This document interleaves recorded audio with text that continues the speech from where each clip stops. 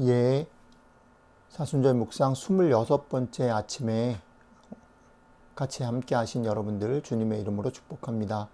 오늘 아침에도 우리 주님께서 우리가 오늘 하루를 살아갈 만한 일용할 양식으로 함께 하시기를 축복합니다. 같이 기도하겠습니다. 주님, 오늘 아침에도 우리를 깨우셔서 만나주셔서 감사합니다. 주의 말씀으로 오늘 하루 살아갈 만한 만큼의 그런 일용할 양식들을 허락해 주시면 좋겠습니다. 감사드리며 우리 주 예수님 이름으로 기도했습니다. 아멘. 오늘 우리가 같이 암송했으면 하는 말씀은 마태복음 5장 13절 말씀입니다. 마태복음 5장 13절 조금 긴데 같이 한번 외워보면 좋겠습니다. 너희는 세상의 소금이니 만일 소금이 그 맛을 잃으면 무엇으로 짜게 하리요? 그렇죠? 너희는 세상의 소금이니 만일 소금이 그 맛을 잃으면 무엇으로 짜게 하리요? 후에는 아무 쓸데 없어 다만 밖에 버리워 사람에게 밟힐 뿐이니라. 후에는 아무 쓸데 없어 밖에 버리어 사람에게 밟힐 뿐이니라.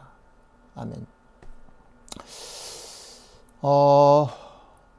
여러분들 이 말씀을 읽으실 때 어떤 생각이 드십니까? 사실은 우리가 세상의 소금이고 세상의 빛이다라는 말씀을 들을 때 사실은 조금 오해하고 우리의 마음이 사실은 가볍지 않은 그런 구절로 받아들이죠. 그래서 우리가 세상의 소금이 돼야 되고 빛이 돼야 되고라는 그런 마음, 그 부담을 가지고 또 하루를 시작할 수 있습니다. 그런데 사실은 오늘 주님이 하신 말씀 속에 가볍게 넘어갈 수 있지만 중요하게 보아야 하는 지점이 있습니다. 그게 뭐냐면 우리 주님께서 우리를 향해서 너희가 세상의 소금이 되어라, 소금같이 살아라 이렇게 말씀하시는 게 아니고 너희는 세상의 소금이다 라고 선언하면서 이 얘기를 시작하신다는 거죠. 앞에서 질문 드렸던 것처럼 우리들의 삶을 한번 곰곰이 돌아보시면 좋겠습니다. 우리가 이 말씀을 듣고 묵상하고 기도할 때에 혹은 우리의 일상 속에서 세상의 소금이 돼야지 라고 생각할 때에 좋은 의미든 나쁜 의미든 우리를 이 말씀이 무겁게 하고 우리를 이끌어가는 것, 그게 뭐냐면 무언가 그리스도인답게 무언가 소금으로 살아야 할 것 같은 부담, 그게 있는 것 같아요. 그렇지만 오늘 말씀을 묵상하면서 다시 한번 말씀드리고 싶은 건 뭐냐면 우리 주님께서 단호하게 이렇게 말씀하신다는 겁니다. 너희는 세상에 소금이 되어라가 아니라 소금이다. 이 말을 한번 오늘 시작하면서 잘 씹어보시면 좋겠습니다. 제가 산상수훈 말씀을 같이 우리 암송하고 묵상하면서 계속 반복해서 드리는, 아침마다 반복해서 드리는 말씀인데요. 여러분들이 여러분들 된 것, 여러분들이 하나님의 자녀가 되고 여러분들이 제자가 된 것, 여러분들이 지금 이 말씀 묵상 가운데서 하나님의 은총을 기다리는 것, 이것은 우리에게서 나온 게 아니라는 겁니다. 나의 나됨은 나에게서 나온 게 아니고 그래서 은혜이고 축복인 거죠.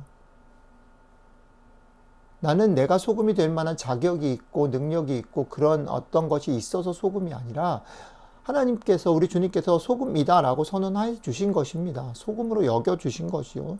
거기서 우리는 출발해야 된다는 겁니다. 우리들이 삶을 살아가다 보면 내 속에서 또 내 밖에서 무수히 쏟아지는 평가 속에서 우리는 참 무너집니다. 네가 그러고도 목사냐, 그리고도 그리스도인이냐, 뭐 다른 게 없지 않냐. 내가 나를 볼 때 그냥 좌절되는 일들이 너무 많잖아요. 실패하는 일들이 너무 많잖아요. 답답한 일들이 많잖아요. 그러나 나의 안과 밖에서 무수히 쏟아지는 이런 평가 속에서 무너지면 안 됩니다. 왜냐하면 여러분들과 저는 이미 소금이기 때문입니다. 여러분들은 존재 자체로 아름답고 귀하다라는 겁니다. 흔들리거나 혹은 애써 소금인 척하거나 아니면 소금으로 인정받으려고 몸부림치시지 말라는 겁니다. 그럴 필요가 없다는 겁니다. 그 모든 평가와 비교와 억압과 유혹에서 자유를 선포하셔야 합니다. 왜? 주님이 나를 소금이라고 하셨기 때문입니다. 여러분들의 삶 가운데 여러분들 속에서 그런 마음이 들 때마다 다시 바울이 우리에게 단언한 이 선언을 씹어보고 외치시면 좋겠습니다. 바울이 이렇게 말합니다. 로마서 8장 1절 2절이죠. 그러므로 그리스도 예수 안에 있는 자에게는 결코 정죄함이 없나니 이는 그리스도 예수 안에 있는 생명의 성령의 법이 죄와 사망의 법에서 너를 해방하였습니다. 너를 해방하였습니다. 죄와 사망의 법에서 생명의 성령의 법이 이미 여러분들을 해방하였고 여러분들을 이미 소금이다라고 부르셨다는 것이죠. 그러니까 흔들리고 유혹을 받고 평가받고 비교하고 억압되고 눌리고 머리를 쳐박고 싶은 순간이 올 때마다 다시 이 말씀을 외치십시오. 결코 정죄함이 없다. 나는 생명의 성령의 법으로 인해서 자유로워졌다. 그래서 바울이 8장 맨 끝에 이렇게 얘기하죠.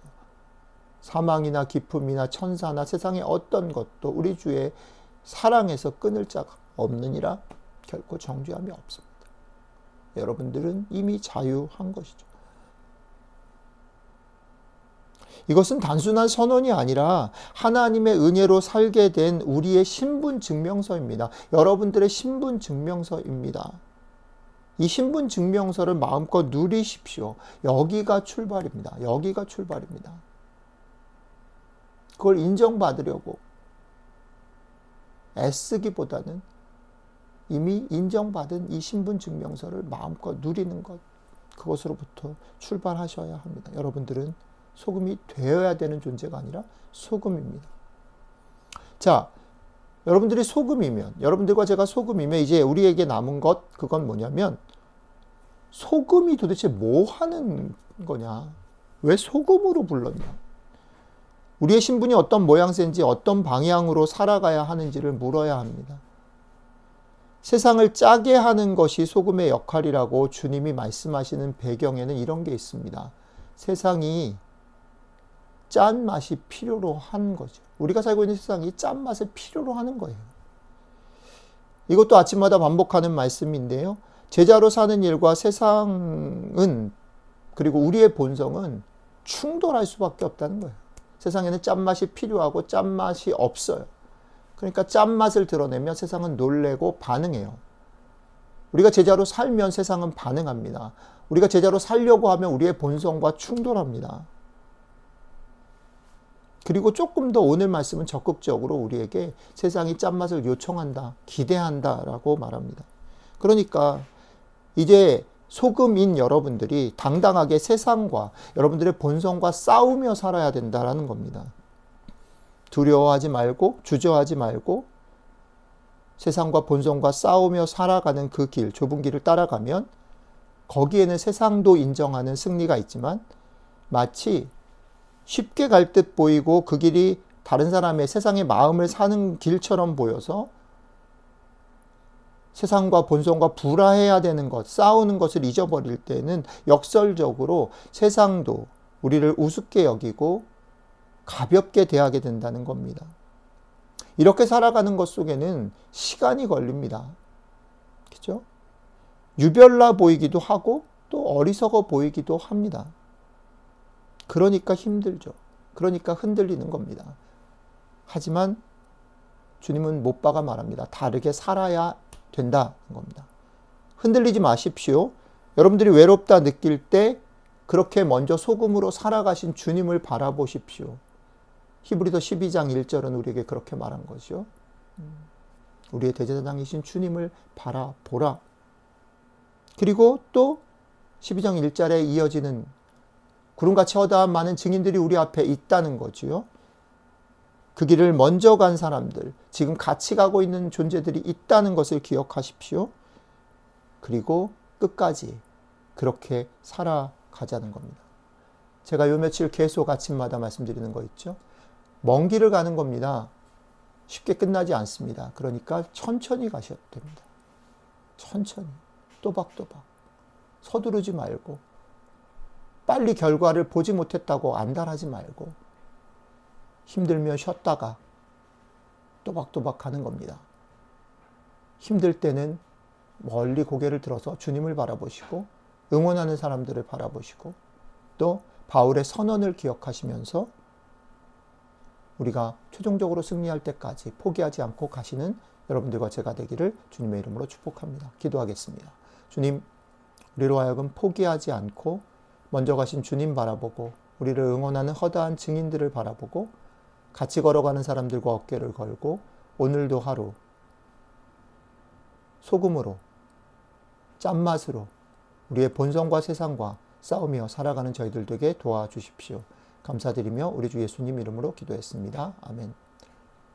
소금으로 짠맛으로 살아가는 여러분들 되시길 주님의 이름으로 축복합니다. 감사합니다.